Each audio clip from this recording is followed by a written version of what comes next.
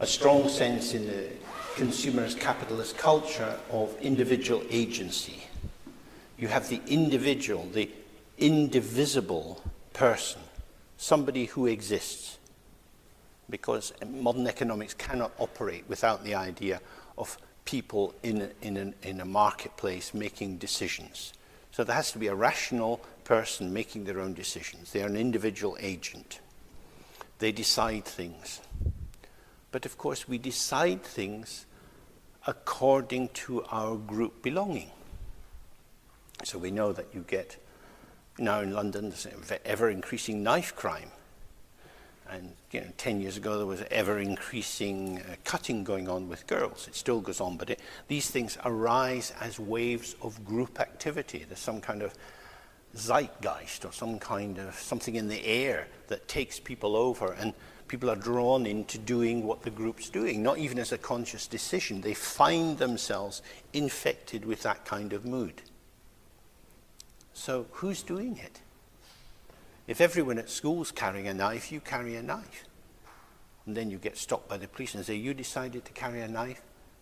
No, I didn't. I'm just doing what everybody does. No, but you're doing it. We've got you this knife. It was in your bag. You did it. Yeah, but you see how confused we become. Because I made it as part of the group. The group did it through me. That's what we're all doing. That's what we do.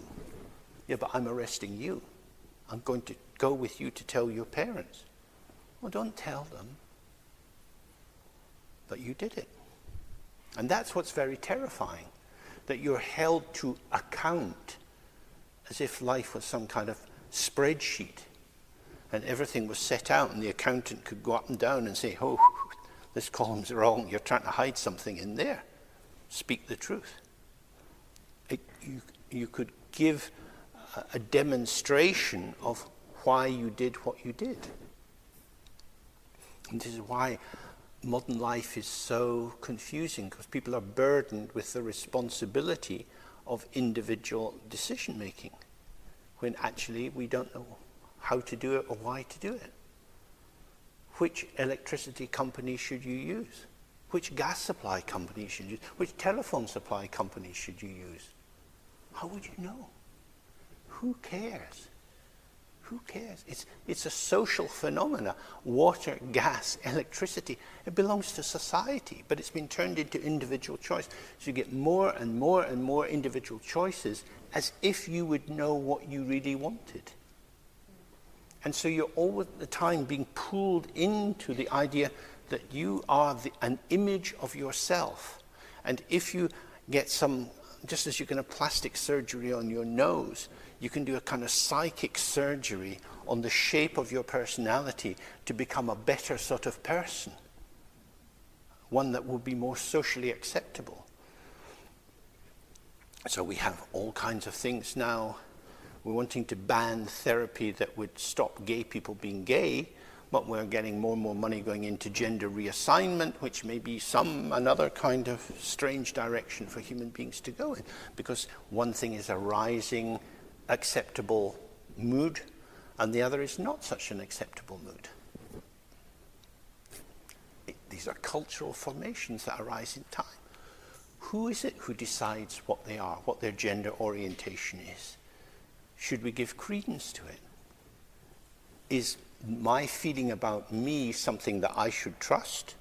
Or should I talk with my mum and dad or talk with someone else?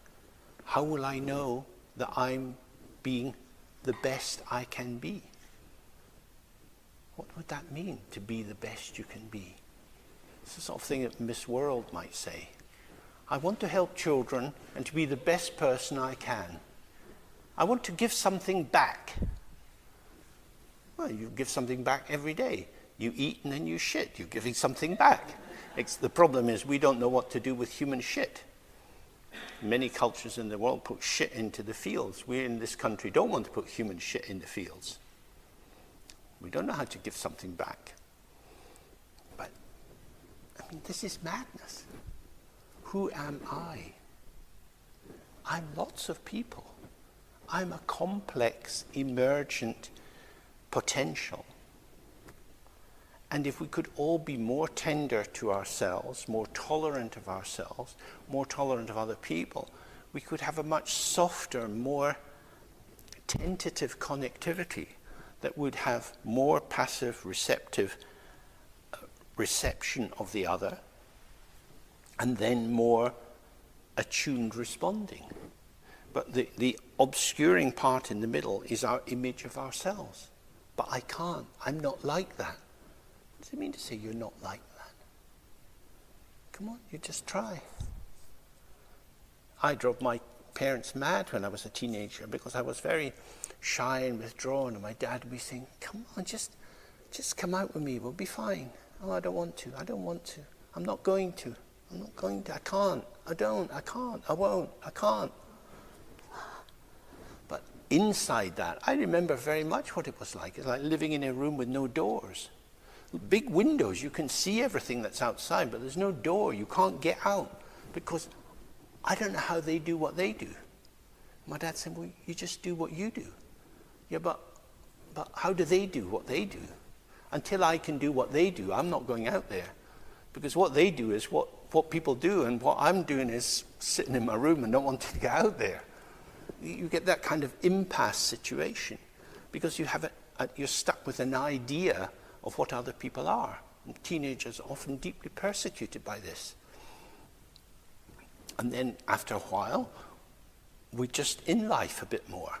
And somehow the imago, the image, dissolves a bit. But if some people spend their whole life trapped in that image, but we all do it on a more subtle level. So if we want to have equanimity, part of that is tolerance. It's not that we are neutrally equanimous towards whatever is occurring. It's more that we see with discernment the various fluctuations of how we are, but we are inclusive and tolerant of them, so that we can say, sometimes I'm selfish. Not as some guilty confession, though that might be necessary at first, but just to acknowledge, sometimes I'm selfish and I can't be bothered. Oh, but I thought you were a Buddhist. Well, I'm a bad Buddhist. You can have a bad hair day, have a bad Buddha day. So we can be selfish, we can be greedy, we can be bored, we can be all of these things because that's what's occurring. That's how it is. We're not that forever. So if I say I'm selfish, it's not an eternal definition. It's not some kind of revelation of the toxicity of my inner self. There isn't an inner self. It's just an acknowledgement that there are many varieties of moods and behavior patterns, and from time to time, due to circumstances, I'm more with one than with another. So what you can work towards is a kind of phenomenological honesty. I can speak about the phenomena or the emergent phenomena of what we generally call myself in this moment. This is the patterning, which I as an awareness have to acknowledge will be taken as I as a self. But I have to keep de-selfing the I so that it's available to be something else. So to continue that example, for me as a teenager, because I, as a potential, was trapped in the idea of myself as kind of shy and just overwhelmed by some kind of social anxiety. All I wanted to do was get on my bicycle and cycle out of Glasgow and go out the hills and sleep at the banks of Loch Lomond. I liked that. Sitting in a little tent looking out over the water. It's nice. Nobody's there. Nobody's saying anything. The gulls don't judge you. It's quite nice. Come back into people. Who are they? What do they think? Who are they? I'm trying to work out people as a problem. There's a lot of people. So there's a lot of problems. What's going on for them? What will they think? What will they think? What will they think? I mean, that's what social anxiety is, isn't it? Where instead of opening to the potential of the situation, let's see, although my parents were always encouraging me in that direction, I got into yeah, but how will I be? How can I be the right way? What do I have to do? And there's no end to that. There's no answer to that sort of a question. You just become more and more abstracted inside yourself. So, if we want to have equanimity, which is functioning, it's always about relaxation and inclusion.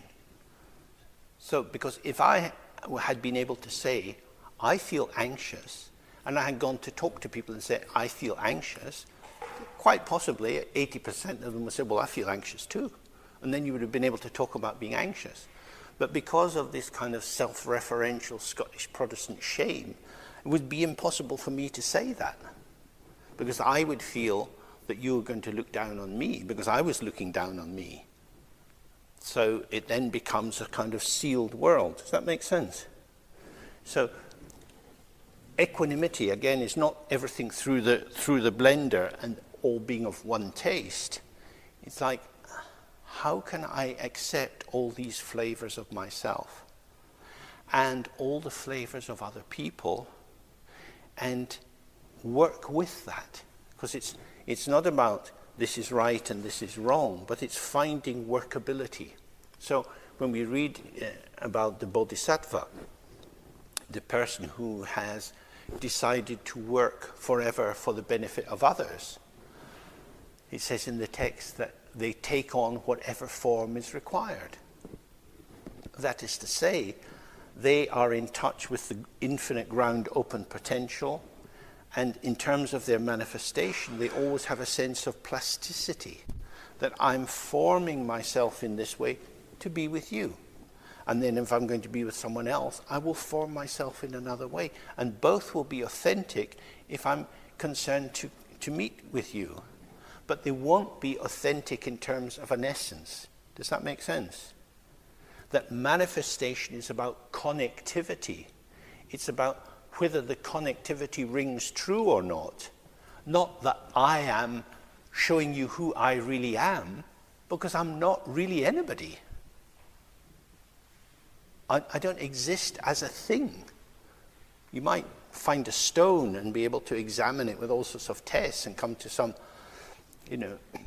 geological conclusion about it, but people are not like that. Living creatures are not like that. Dogs and cats are not like that.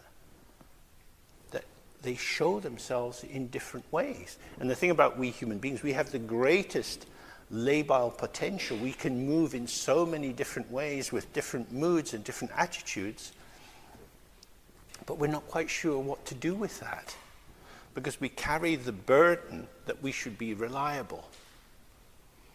And we're not reliable, we're responsive. And so if we privilege responsivity more than reliability, our world would be warmer. Coming up from London, it's very nice to be in Macclesfield, because when I was on the outskirts, every time I passed someone, I smiled and we said hello to each other. And you cannot do that in Kilburn. It's not possible. It can't come out of your mouth because there's no social permission. The field, the experiential, interpersonal field is so cold that there'd be nothing to, it dies in your throat.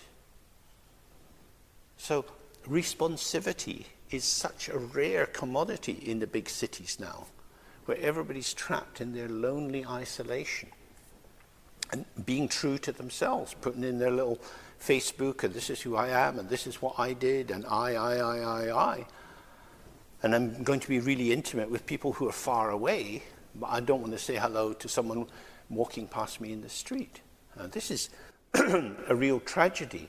So part of our work, if we can't do it externally, is always to include other people in our hearts and minds.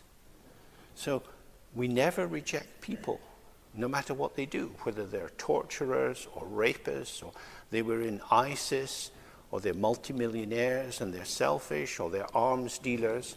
Whatever people do, that is to say, however they manifest, is never grounds for fundamentally rejecting them, because there is no one there to be rejected. We can, of course, have discernment so that we know making your money by selling bombs is not an ethical thing to do. You're increasing unhappiness. But we probably know what it's like to give someone else a hard time in our life, in a relationship or with a sibling or so on. So cruelty and selfishness probably are not strangers in our own heart. So the more we see our limitation, the more understanding we can be of the limitations of others, that it doesn't mean that they're another species. So we need to use our knowledge of our limitation as an effective way of relating to them. Does that make sense? And therefore our job is to try to become more skilled at relational potential, at releasing ourselves in different ways with different people so that we can connect with them.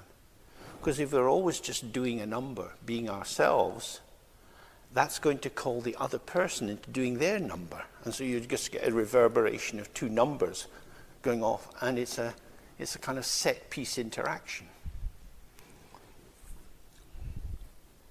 So how can I be equally open to my enemies or the people I'm afraid of?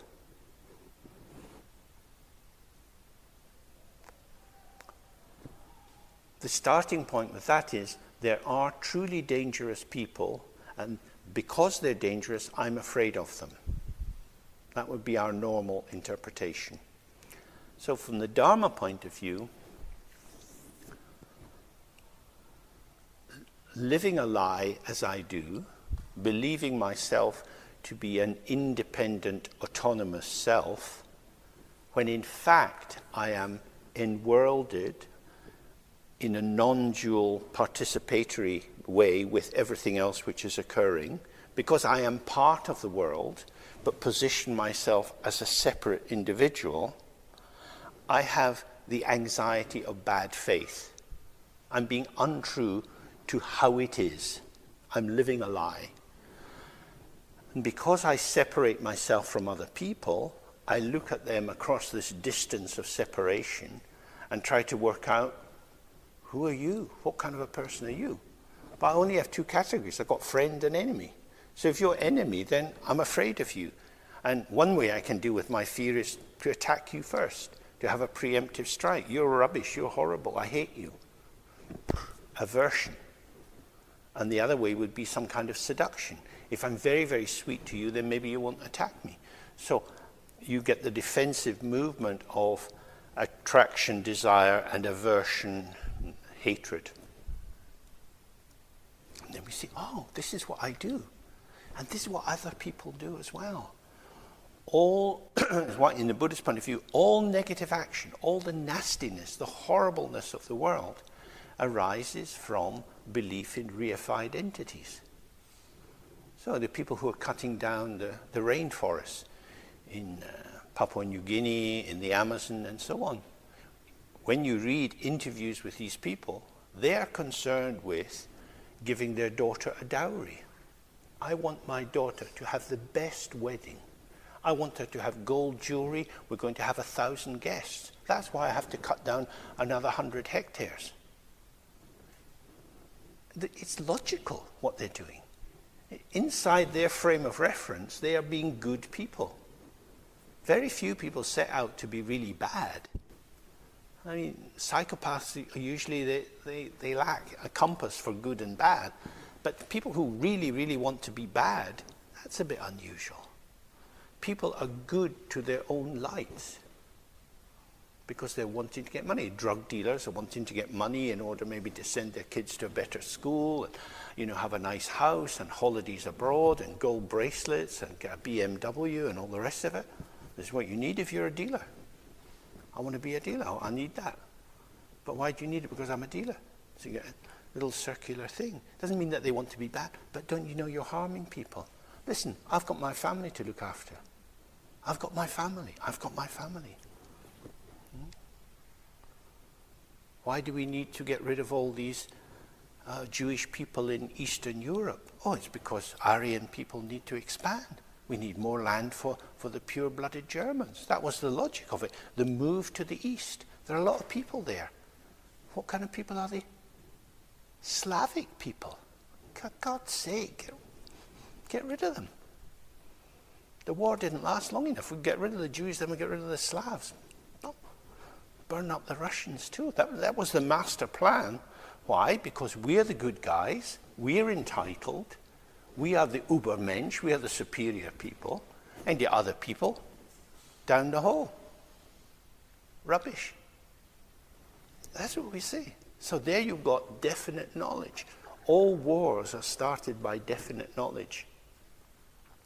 So what we can see today, and it's a very painful thing to have to think about these things, is just the power of reification. I know what you are, and on the basis of that knowledge I can kill you, or I can rape you, or I can give you gold, because you are my idea. That's essentially what it is, isn't it? We know what these people are like. We don't know these people. We don't want to speak to them because they're shit. And we know they're shit. That's why we don't speak to them. That's why we just kill them. Who would want to speak to shit? But how will you know that they're shit? Well, we just know. Everybody knows. Everybody knows. So that's what we see. And we have this in our own mind. We don't do it on such a disastrous level. So, we'll have time to unpack this more tomorrow in terms of emptiness and do meditation related to that. But what you can do this evening, if you like, is whatever you're doing, be aware of prejudice arising in your mind. Be aware of the quick snap judgments that you have walking down the street about how people walk or how they look, or whether you like them or whether you don't like them. And just see as a kind of figure ground highlighting people that you pay more attention to and people you pay less attention to. Some people are fixated on danger, some people are fixated on erotic attraction. Whatever mood is infecting your biased perception, just be aware of it. Don't judge it, but just think, oh, there's a lack of equanimity here. I'm not seeing these as all sentient beings have been my mother in a previous life. I'm not seeing them as all having Buddha nature. I'm not seeing them all as manifestations of the Buddha mind. I'm seeing them as real people with really different qualities, and I like this one, and I don't like that one. So that's really the first thing, to see, oh, this is what I operate in. And this is the same paradigm as all the wars and all the torture camps in the world. It's exactly the same prejudice. We have it in a milder form, a softer form, but the basic structure is the same. So,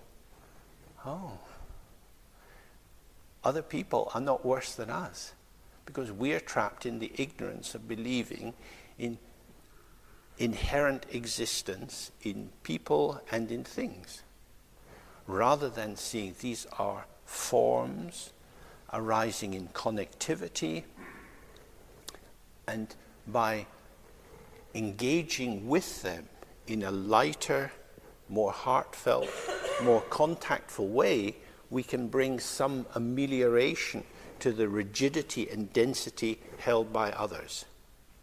Does that make sense? So there is something we can do. It's not a done deal. It's not finished.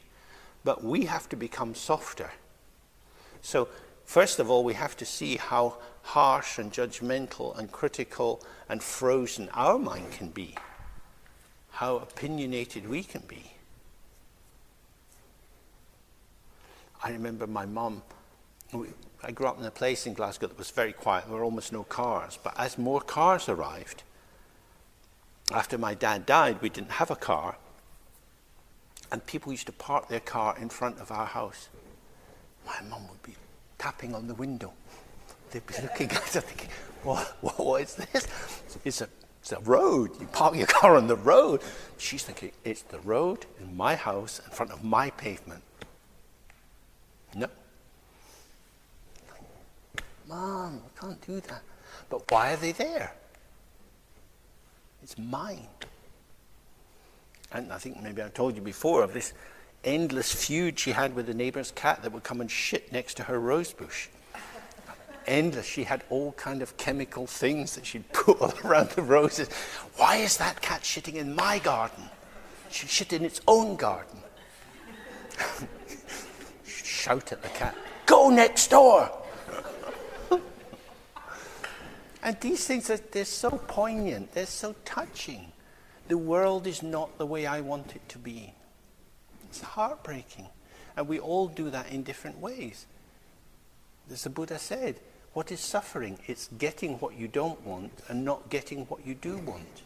And that can manifest in any manner of ways. And when that pain is linked to power, we can be cruel and vengeful and malicious. So it's always looking to this basic position that I think I should have the kind of life that I want. I am the agent. I should be able to make my life the way I want it to be. And this is a fantasy. We can work with our life, with sicknesses that we get, with family troubles we get. We can stay alive inside that, relax and open to it through our meditation practice. But we can't magically transform our life into a different kind of life. So if you're going to work with circumstances, you have to be close to them. And you can't get close to them if you're afraid of them. So first of all, acknowledging that we are selfish or mean or lazy, whatever is in our portfolio, we have to just know this is how I am from time to time due to circumstances. But it's all me. And if I can know that this is all me, I can probably accept you as you are a bit easier. And then we can say, oh, we're all moving as manifestation, as behavioral pattern, but the ground out of which this manifests is still, silent, infinite. This is the awareness, the mind of the Buddha, the Dharmakaya that we all have. So tomorrow we'll look more at the relation between these two aspects. So have a very good evening and see you in the morning.